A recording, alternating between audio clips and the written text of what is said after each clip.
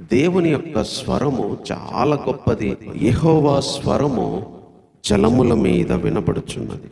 యెహోవా స్వరము బలమైంది. యెహోవా స్వరము ప్రభావం గలది.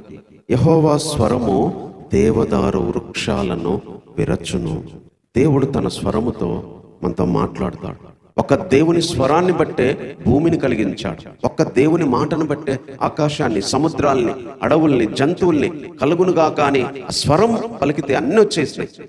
అందుకని ఈ ప్రపంచంలో మనకున్న ధైర్యం ఏంటంటే దేవుని మాట. దేవుని స్వరాంతో ఒక్క మాట మనకిస్తే అది చాలా గొప్పది. ఎలాంటి బాధలో ఉన్నా, శ్రమల్లో ఉన్నా, ఇబ్బందులో ఉన్నా దేవుని మాట అంత పవర్ఫుల్, అంత శక్తి. ఎంతో మందిని బ్రతికించింది, ఎంతో మందిని ఓదార్చింది, ఎంతో మందికి ధైర్యం నింపింది ఈ స్వరం. ఎంతో మంది మార్చింది, ఎంతో మంది దేవునిలోకి తీసుకొచ్చింది, ఎంతో మంది దేవునిలో బ్రతకడానికి, దేవుని కొరకు చనిపోవడానికి చేసింది ఈ స్వరం.